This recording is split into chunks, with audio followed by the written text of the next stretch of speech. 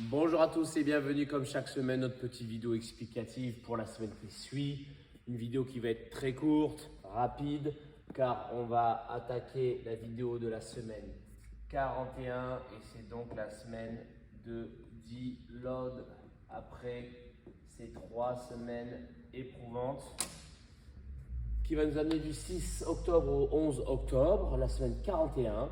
Je vous ai détaillé l'ensemble de la semaine. Comme d'habitude, un cut de volume. On conserve un petit peu d'intensité, surtout en fin de semaine, pour reprendre un nouveau microcycle et surtout de nouvelles méthodologies. Donc la vidéo qui sera très importante, ce sera la vidéo de la semaine prochaine, de dimanche prochain, pour les explications des futurs microcycles, de la nouvelle méthodologie en haltéro et les nouveaux blocs en termes de renfort et de squat. Donc, première chose, tous ceux qui étaient au Mayen Trodon ce week-end, évidemment, soyez pas idiots, ne vous entraînez pas lundi complet, pourquoi pas mardi aussi off.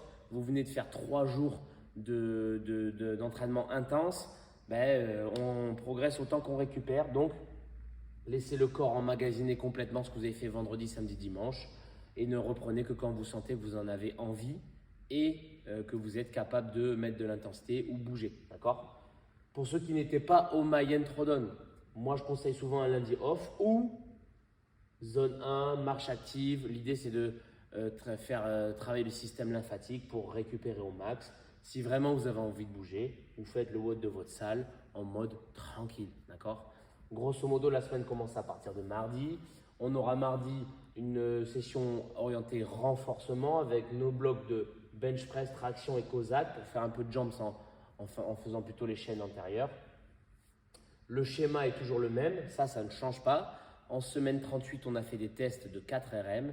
Vous avez donc vos charges adaptées à chaque mouvement et le format, c'est 2 séries avec max rep à ces charges-là, d'accord? En tentant de faire 4, 5, 6, ça sera encore mieux dans les 7 et 8, mais on se donne 8 à 10 semaines de travail sur ces formats-là pour bien encaisser et laisser les tendons, les fascias s'adapter aux charges de nos 4 RM et progresser. Donc, ça va assez vite, c'est pas trop demandant, ça suffira pour cette journée du mardi. Et on a un bloc de rameurs et d'éco-bike avec ça va se profiler, vous allez voir sur l'ensemble du prochain microcycle avec un temps passé sur le rameur qui va augmenter. Vous me direz vos retours, mais ça fera pas de mal de travailler à la fois le rameur et l'éco-bike en même temps pendant 4 semaines. Pour le mercredi, on a notre dernière session de squat de ce cycle de 8 semaines où on se rappelle, en semaine A, on avait 5 x 5 à 85%, en semaine B, 6 x 10 à 60-65%. Là, c'est notre dernière semaine, 6 x 10. On relâche un peu l'intensité après les semaines de max en haltéro et les 5 x 5 la semaine dernière. Là, on a 6 x 10, travail trajectoire, travail de posture, travail de vitesse de remontée de la barre, se sentir bien après vos squats et en même temps un petit peu volume qui va nous faire continuer de travailler et progresser. Ensuite, une nouvelle méthodologie sera en place pour les prochains microcycles. Donc, dernière session de squat de la semaine. Vous choisissez back ou front et vous faites mercredi votre session de squat. Le bloc du jour, c'est un skill de gym avec de l'haltéro, du snatch, du HSPU. Vous choisirez votre modalité de HSPU. J'ai mis ça libre. Déficit, facing, libre à vous. Et des chest to bar. Donc, le format, il est en team de 2. Fenêtre de 2 minutes où on fait un maximum de tours de peu de reps et en fenêtre B, maximum de cal ergo pour que ça soit fun et qu'en même temps on drill entre 60 et 100 chest et 60 et 80 HSPU pour les meilleurs. Donc voilà, là c'est vraiment du format team, c'est juste pour pratiquer sans se prendre la tête, chest to bar, HSPU, cycling en snatch avec un bloc de corps et notre journée du mercredi, ça suffira largement avec squat plus renfo et skill gym. Le jeudi, on garde un petit peu notre structure.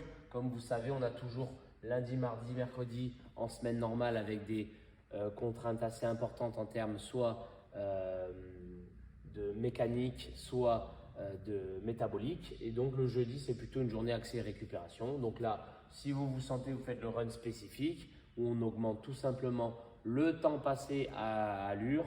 On continue notre cycle de progression sur le miles run, le 1600 mètres. Si vous ne sentez pas de faire le run spécifique, vous faites de l'active recovery qui peut être de la nage, aller à la piscine et nager tranquillement, vélo, sortie peinard dehors ou zone 1, moins de 110 watts pour la plupart des gens. Et on fait travailler le système lymphatique pour récupérer un peu de mobilité, un peu d'étirement, beaucoup d'hydratation et on mange beaucoup et ça sera pas mal.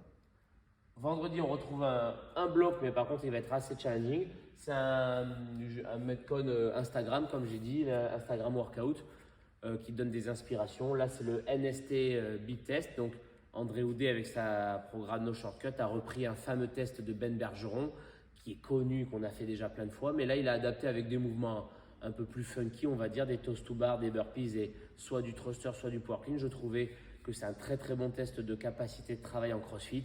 Et donc, on va tous s'y adonner pour voir à quel point on peut pousser et si on peut aller chercher comme lui les 20 tours. Sinon, s'arrêter quand vous n'en pouvez plus. Peu de reps, une difficulté moindre, mais par contre, une capacité de travail qui va être taxée, à savoir est-ce que vous pouvez faire du 55-10 le plus longtemps possible, du 50-10 ou du 55-5 en termes d'effort sur les minutes, et tenir, qui sont des vrais testeurs de à quel point vous pouvez être bon en Metcon. Donc, je trouvais fun. On n'aura que ce bloc-là, derrière un bloc de core training pour le vendredi et ça suffit largement parce que si vous donnez à fond sur ça, ça peut potentiellement faire un gros volume de toast to bar, un gros volume de thruster ou de power clean et pas mal de burpees. Donc, c'est quand même taxant nerveusement. Donc, pas besoin en deload de mettre beaucoup de choses autour ou à côté de ça.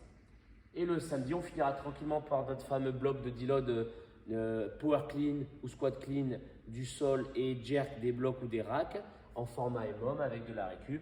Comme d'habitude, on part de 40-50% et on monte ce GMI jusqu'à 85%. Si vous voulez vous tester un peu plus, vous pouvez, mais encore une fois, soyez sûr que ça ne vous taxe pas trop nerveusement et que le lundi, vous pouvez vraiment attaquer les choses sérieuses.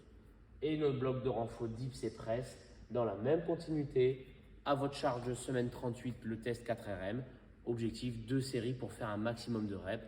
Si vous faites 8, ça reste bien parce qu'on est aux alentours des 4 reps par série. Si vous faites plus de 8 dans les 10, c'est très bien. 12, excellent. Ça veut dire que vous avez déjà emmagasiné largement la force sur ces mouvements-là et que vous êtes prêt après à évoluer sur d'autres nouveaux formats. Je vous souhaite à tous une bonne semaine de deload. N'en faites pas trop, faites les choses bien et ne faites pas du volume pour faire du volume parce que vous avez du temps d'entraînement. Reposez-vous.